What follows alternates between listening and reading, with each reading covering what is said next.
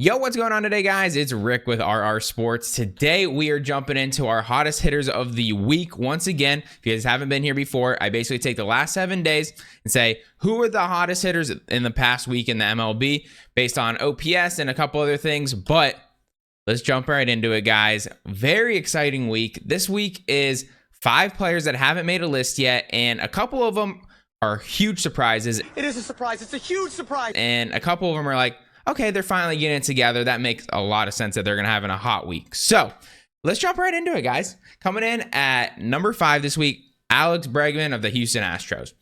What can you say about Alex? I mean, Alex Bregman is probably one of the most consistent hitters since he's entered the MLB. I mean, you know what you're going to get with him every single time he comes to the plate. One of the toughest outs in the entire MLB. The reason I say that is because he has like the lowest chase rate in the MLB every single year. The dude doesn't strike out. The dude fights every single at bat. And most of the time, the way you're going to have to beat him is you're going to have to make a perfect pitch. I mean, like legitimately, he's not that aggressive at the plate. He's comfortable in 2 strikes. He just does everything you'd want as a player. Like he goes opposite field. He pulls the ball well. He's got power. I mean, the last week hit .417 with 2 home runs, 9 RBIs, OPS over 1,300. I mean, very solid ass week for, a guy that's been around for a while here. So Alex Bregman, I don't think there's not much I have to talk about. I mean, the dude is a tough out and he's red hot. Coming in at number 4, we have Frankie Lindor. So Francisco Lindor of the New York Mets. Honestly, I'm glad to see him starting to heat up a little bit. He has been, honestly, in my opinion, I like to say my favorite shortstop in the MLB.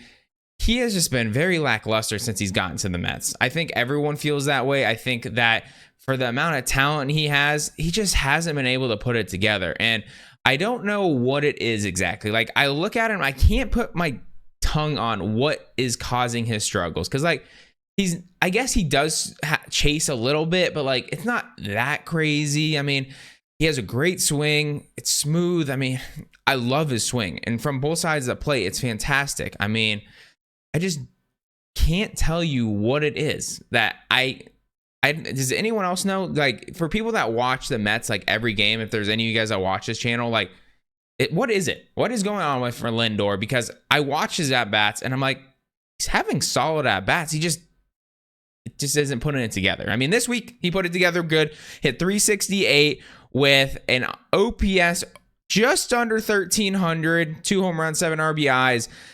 Very good week. He also had 6 walks, and that's why I put him above Bregman. I mean, when you go out there and have 6 walks, it's a very solid week. He's seeing the ball well, obviously, because he's smoking it. Because no, you don't make this list if you're not seeing the ball. That's just straightforward. So, Frankie Lindor coming in at number 4 today. I hope he figures it out, man. I just think baseball is more fun when he's playing well because he's just smiling. He's got one of the best smiles in baseball.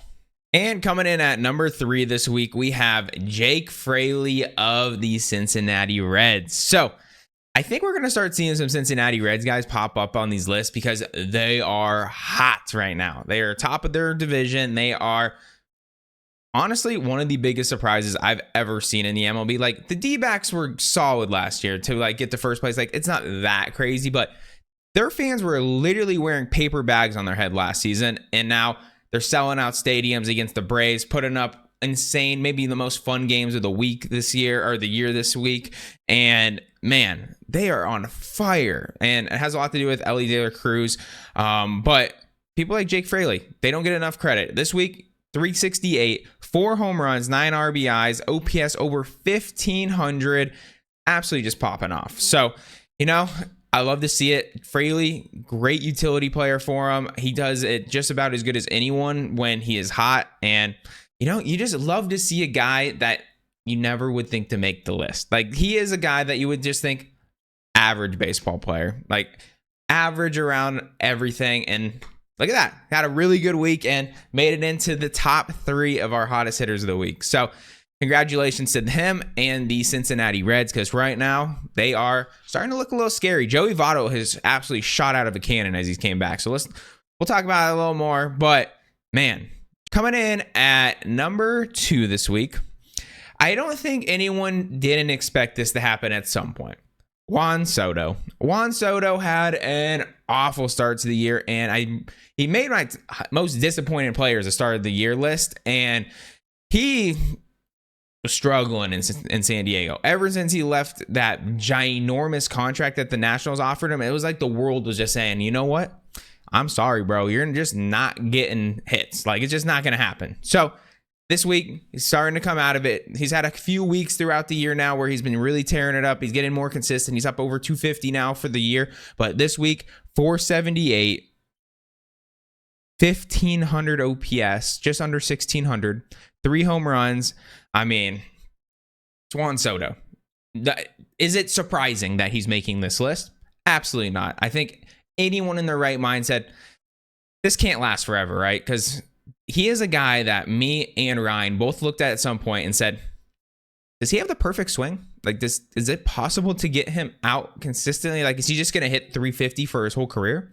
And then he slightly changed it. And you can tell right now it's working a little bit better, but I do think there is a little bit of flaw in it now. I don't think it's perfect. I think it's obviously a great swing, but I don't know why he ever changed it. I know things like as your age and whatnot, maybe he wasn't getting comfortable, or he just had someone tell him one thing, or I don't know why he ever changed it. It was just so good in that World Series run, and what a guy. Juan Soto.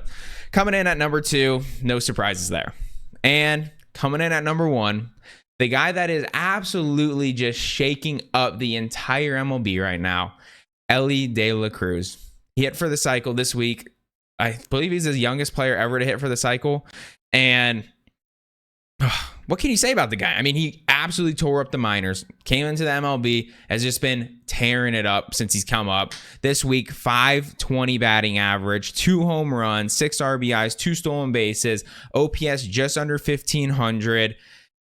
Juan Soto probably could have got number 1 over him this week, but the effect that he is having on the entire sport of baseball right now, I think it would have just been wrong not to put him at number 1. Do I think this is something that he is going to continue to do going forward? It's tough, honestly.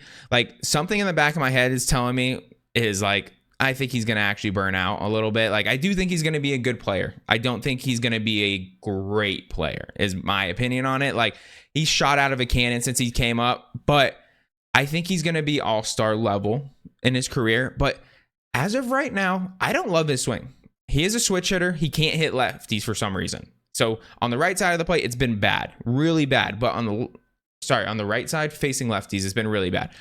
On the left side of the plate, he has been absolutely raking. So we'll see. I mean, I don't love his swing. I feel like there's a lot of air in there. And right now, I think a lot of his athleticism, like, he's just pure athlete, and it's obviously insane. I mean, he's fast as hell. I mean, he can do it all. But I just think someone's going to have to tune his swing in just a little bit. And if that works, then you can just tell me to shut up, and he might end up being a Hall of Famer. Like, the talent is there. But I do think he's going to 100% go through some issues. And it might not be this year. It could be the sophomore slump. But I do think there is going to be some work. And that is not me talking any shit. I just think that, and I look at his swing, I don't love it. I do think there's something in there that they need to change. But what can you say? Dude's on fire. Comes in at number 1 this week. And I appreciate you guys. So thank you much for watching the video. If you guys did enjoy, reminder, like the video, subscribe to the channel, and I'll catch you guys later. All right? Peace.